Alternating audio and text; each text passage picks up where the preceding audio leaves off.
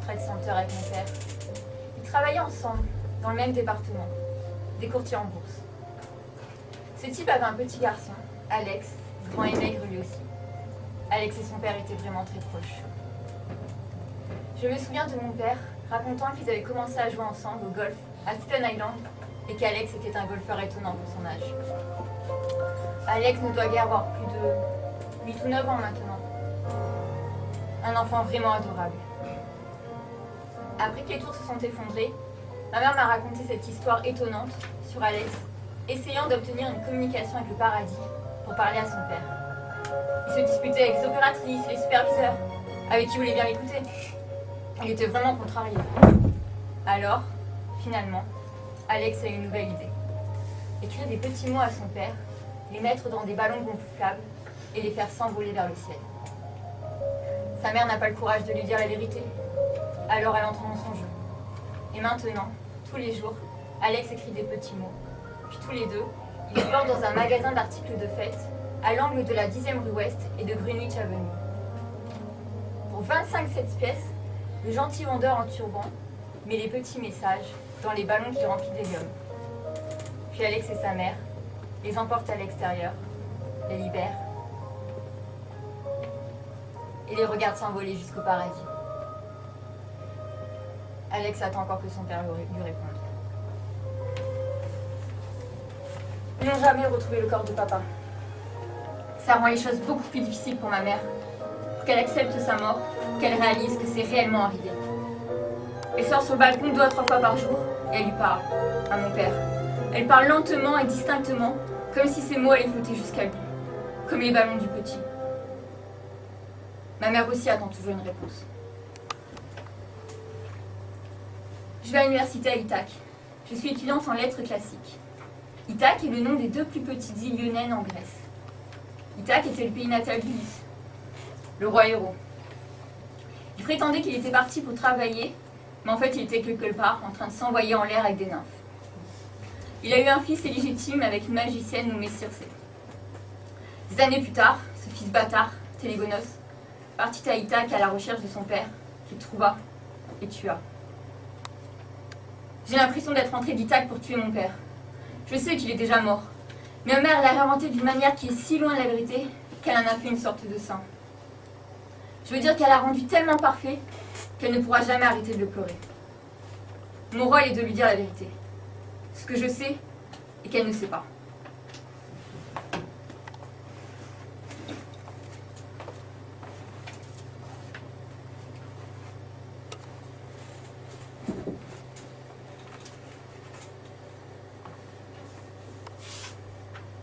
Faut parfois faire acte de courage avant de pouvoir être courageux. Je déteste ça! Ne me parle pas de la vie, s'il te plaît. C'est moi la mère.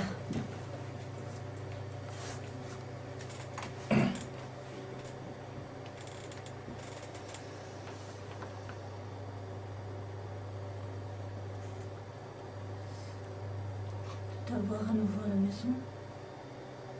De te voir. Te rends malheureuse? Me rappelle, nous, notre petite famille. On se souviendra toujours de nous comme d'une petite famille, maman. Rien ne nous empêchera de nous souvenir de nous comme d'une petite famille. Faut juste que... Comment dire? Nous laissions faire le temps. Très pénible quand tu fais ça, Willa. Très, très pénible. J'essaie juste de t'aider. Il est déjà 22h46. Je retourne à l'école demain. Ce n'est pas comme si on avait du temps. Maman. Ça m'a juste rendu un peu triste quand tu as dit 22h46. Pourquoi? Ça faisait rire ton père quand tu faisais ça. Il adorait ta précision. T'as raison. Eh bien, quand il réglait sa montre goussée, il me demandait l'heure. Et moi, je répondais toujours quelque chose de général, comme il ne doit pas être loin de 8 heures. Alors, il se mettait en colère. Il t'appelait dans ta chambre et te demandait exactement la même chose. Et toi, tu répondais quelque chose de très précis, comme 7h41 minutes 25 secondes. Maman, j'avais un réveil digital. Même. Il me regardait et il rigolait.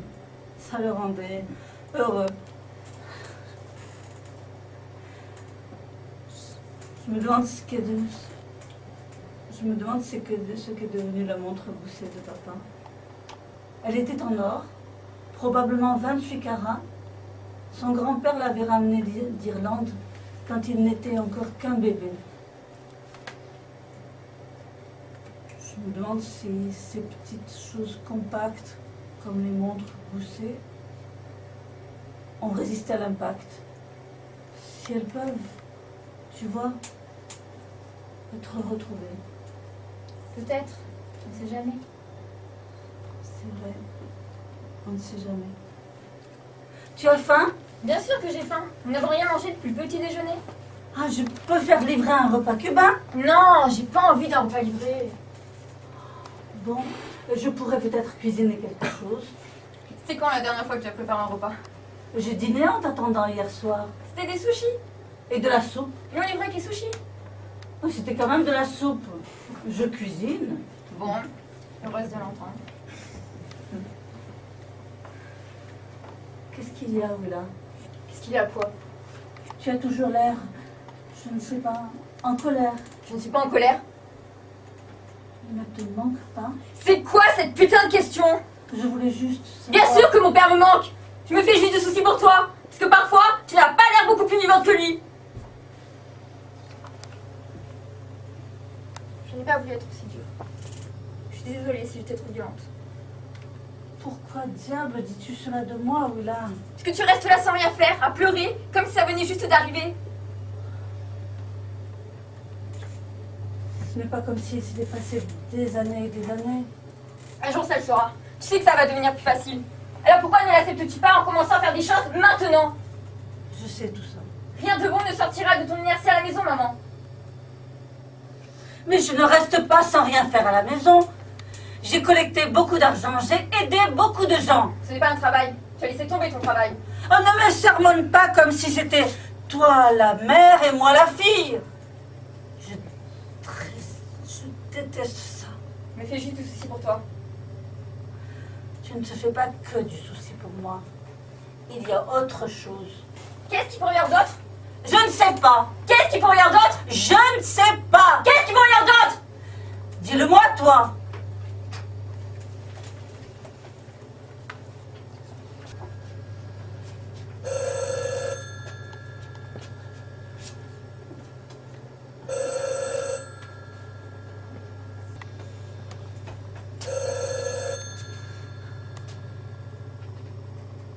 Allô? Oui, c'est Madame Kailey. Oui.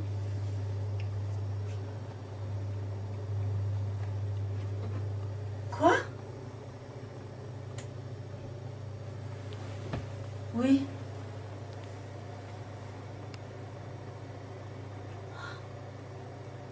Qui ça? Oh oui. Oui. Oui. D'accord. Oui. Merci. Qui a appelé si tôt? Une femme du bureau du maire Bloomberg. Il n'est que 6 heures. Le bureau du maire est ouvert à 6 heures du matin. Elle fait partie de l'équipe d'action de Ground Zero. Ils ont retrouvé papa Quand? dans la nuit. Ils sont sûrs que c'est lui?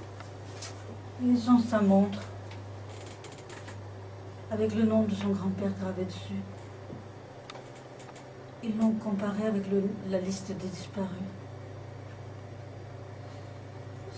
C'est bien lui, sans aucun doute.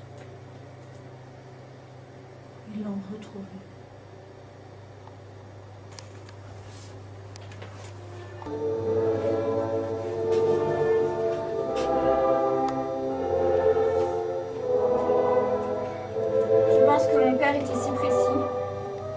simplement parce qu'il se trouvait souvent. Je me souviens qu'il m'avait emmené voir un élevage de poissons au nord de l'État, en pleine période scolaire, parce que je faisais un devoir sur la reproduction des saumons. Il avait tout organisé pour le voyage. Quand nous partirions, où s'arrêter pour le petit déjeuner, dans les moindres détails. Le seul problème, c'est que quand nous sommes arrivés là-bas, à l'élevage, ils nous ont dit qu'ils avaient lâché les poissons dans la rivière 2 jours plus tôt. Mon père n'était pas un battant. Je veux dire, il était réputé pour rien. Il n'a jamais pensé à ce genre de truc. Il ne vivait que pour sa famille et son travail. C'est une sorte d'enfant des 60s. Je veux dire, il avait mon âge dans les années 60, comme ma mère. Et chaque fois que lui et ma mère dansaient ensemble au public, c'était très gênant. Ils dansaient le jerk, le mashed potatoes, et c'était horrible à regarder.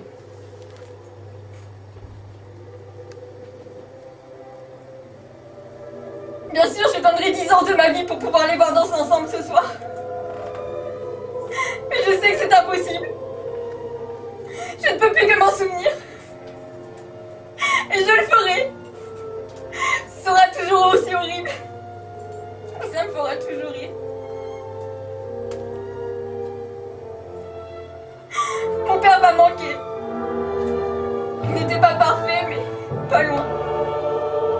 Ne m'a jamais rien caché. Il m'a toujours dit tout ce qui s'est passé. Et je l'aime pour cela.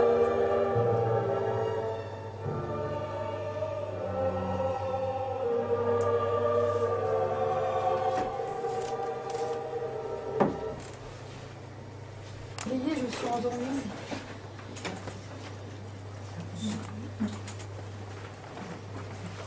Il est 9h41, je peux pas rater mon bus. Tu as encore 40 et quelques minutes. Ça, seulement 2 arrêts par l'Express. Ça va? Ithac est superbe en cette période de l'année. Café? Merci.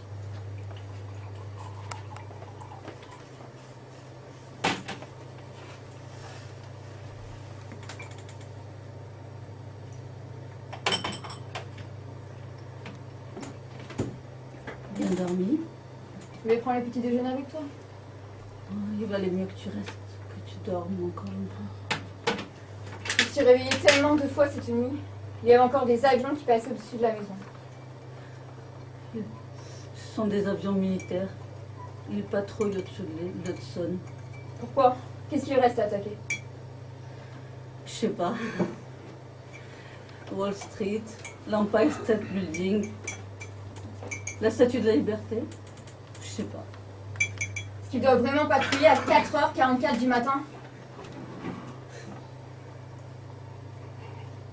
Mon Dieu, qu'est-ce qu'il y a dans le café? Ben, il ne reste plus de lait. Alors j'ai pris le lait de soja congelé qui restait de papa. Mon Dieu, maman, tu sais de quand il date? Mon Dieu, maman, tu n'as pas jeté son putain de lait de soja congelé?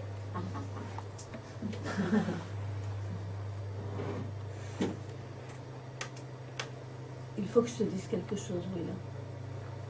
Quoi? Quoi? Un type qui travaillait avec papa,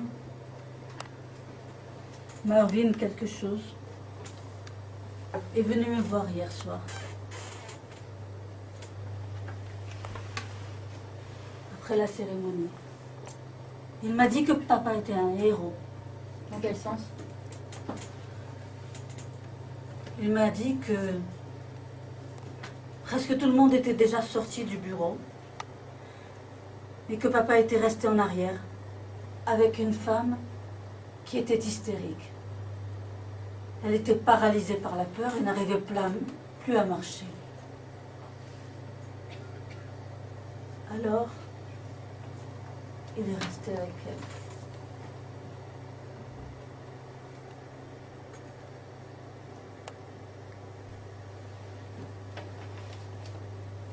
C'était qui? Une femme du service informatique. C'est quoi son nom? Fatigue, quelque chose. Tu la connaissais? Non, Papa la connaissait? je suppose. Est-ce qui la connaissait bien? Je dirais que non. Et toi, qu'est-ce que tu en penses? Moi? Probablement pas. Je ne crois pas.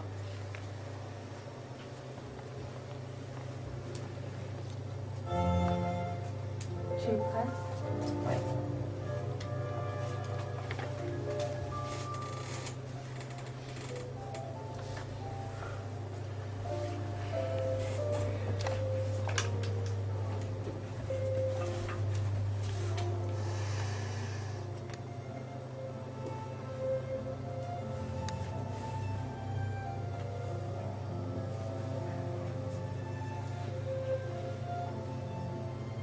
Ça va aller.